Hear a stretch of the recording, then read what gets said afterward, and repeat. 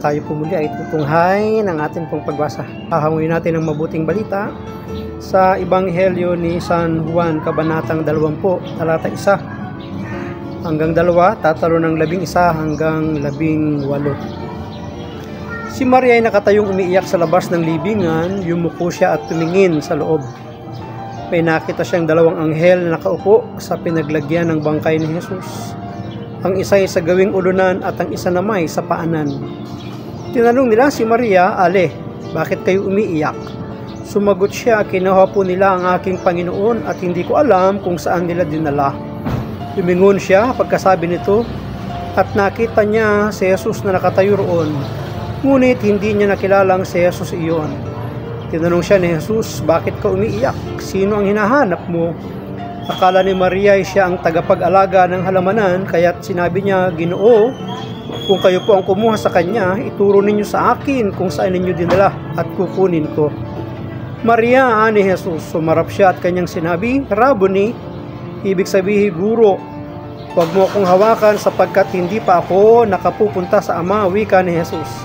"Sa halip pumunta ka sa aking mga kapatid at sabihin mong, aakyat ako sa aking Ama at inyong Ama, sa aking Diyos at inyong Diyos." Pagpalain ng Diyos ang pagkabasa ng kanyang mabuting balita. Nakita ni Jesus na nakatayo roon, ngunit hindi niya nakilalang si Jesus iyon. Sino ang nakita ni Maria? Si Jesus. Ano ang sabi? Ngunit hindi niya nakilalang ang ating Panginoong Jesus iyon, sapagkat ang nasa isip ni Maria ay patay pa ang Panginoon, ngunit hindi niya alam na muli nang nabuhay ang ating Panginoong Jesus.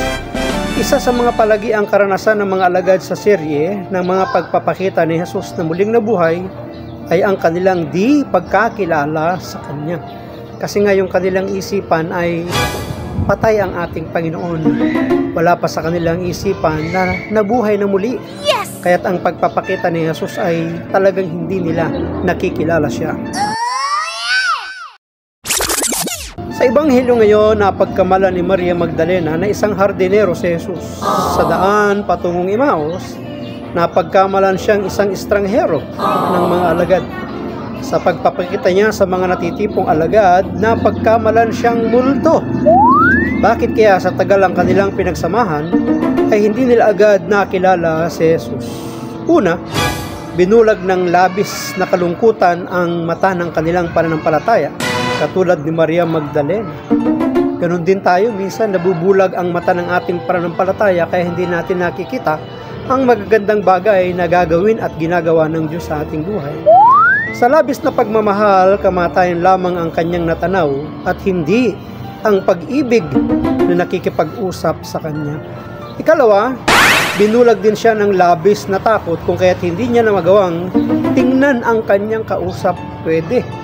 Dahil hindi niya tinitingnan kung sino ang kanyang kausap, hindi niya nakikilala. Maaring sa boses, hindi niya rin nakilala dahil nga sa kanyang pagkatakot.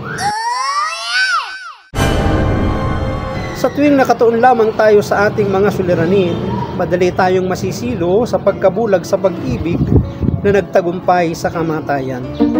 Kailangan man nating lumuha, huwag sana itong maging sanhi ng ating pagkabulag, bagkus ay linisin ang ating mga pananaw upang mas malinaw nating mabanag si Kristong ating pag-asa. Kaya kailangan buksan natin ang mata ng ating pananampalataya upang makita natin si Jesus na umiibig sa atin.